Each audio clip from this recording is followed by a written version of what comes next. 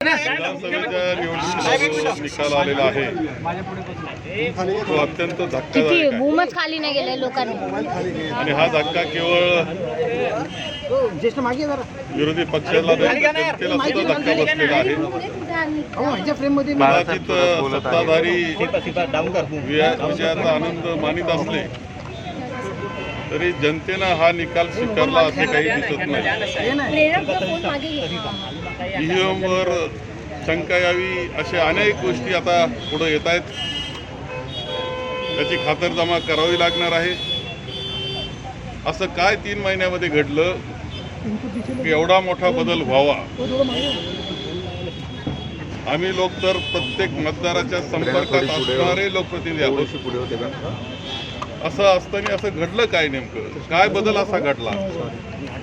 कोणत्या कारणानं लोकांनी अशा प्रकारचा निकाल दिला? असं ज्यावेळेस विचार करतो त्यावेळेस अनेक गोष्टी ईव्हीएमच्या बाबतीत शंकास्पद आम्हाला वाटत आहेत आणि म्हणून माननीय आमचे अध्यक्ष काँग्रेस पक्षाचे देशाचे अध्यक्ष मल्लिकार्जुन खरगे साहेबांनी सुद्धा या बाबतीतलं शंका व्यक्त केलेली आहे। ती शंका माझ्याही मनामध्ये आहे। सर हिंदी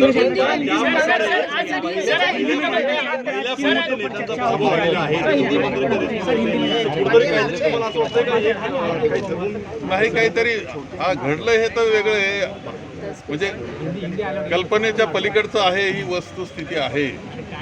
मी निवडणुका लढतो आणि माझा संपर्क हा माझ्या मतदारसंघातल्या आणि तालुक्यातल्या प्रत्येक कुटुंबाशी माझा कनेक्ट आहे।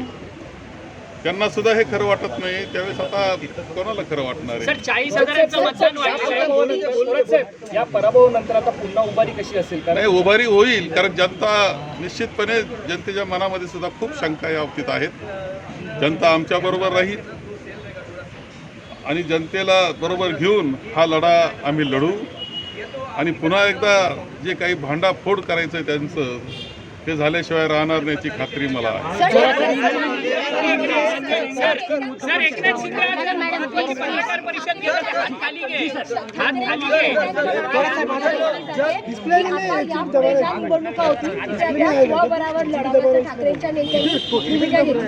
ठीक आहे, तो विषय वेगळा आहे।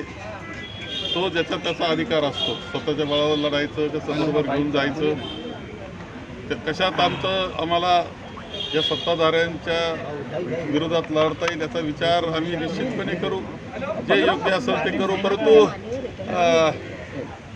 हे सगळं अत्यंत वेगळं कल्पनेच्या पलीकडचं आहे।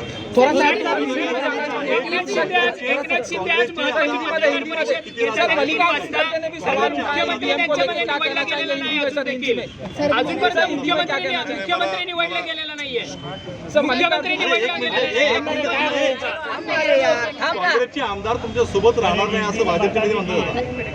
असं आहे की त्यांना वाटतं तसं होणार नाही। काँग्रेसचे आमदार काँग्रेसबरोबर राहतील, जे एकनिष्ठ आहे ते तर राहतील। आपण मागणी अनुभव घेतलेला आहे, जे कोणी गेले त्यांनी उड्या मारलेले ते पूर्वीचा जुना इतिहास तेच गेलेले आहेत।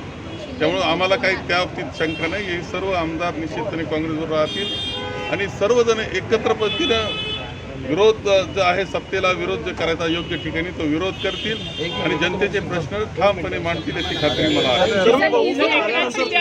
मुख्यमंत्री पदाचा चेहरा ठरत नाहीये, एकनाथ शिंदे पुढे नाराज असलेलं पाहायला शेवटी त्यांच्या कल्पनेच्या पलीकडे सगळं घडलेलं आहे। हेच अजूनही गांगरून गेलेले अशा प्रकारची परिस्थिती आहे। त्यावेळेस आता तो निर्णय करताना शेवटी ती तानातानी तर होणारच आहे। की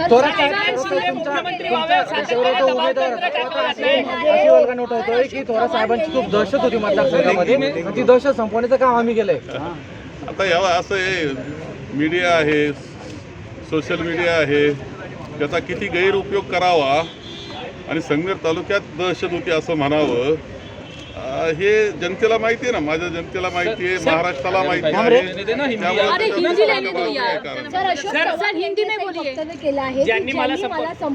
त्यांचाच पराभव झालाय नाही का? त्यांनी असं वक्तव्य त्रास दिला, असं आम्ही कोणता त्रास दिला त्यांना?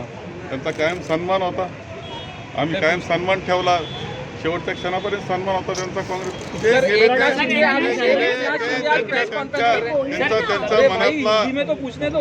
त्यांच्या मनातला हेतू साध्य करण्याकरता ते गेलेले आहेत.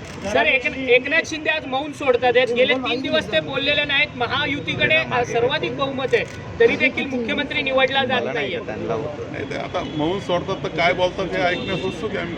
सर हिंदी में जानना चाहेंगे, सर, एक नाथ EVM शिंदे अभी प्रेस कॉन्फ्रेंस ले रहे हैं, आज कुछ बात करेंगे मुख्यमंत्री पद को लेकर? मुझे मालूम नहीं अभी तो एकनाथ शिंदे जी हमारे अभी सीएम है, प्रभारी सीएम है, वो क्या बोलेंगे मुझे मालूम नहीं, लेकिन क्या बोलेंगे इसके लिए हमने इच्छा है सुनने के लिए कि क्या बोलने वाले हैं। सर ईवीएम के मामले का जो एलिगेशन है आपको मल्लिकार्जुन खड़गे ने सवाल उठाए, क्या कहना?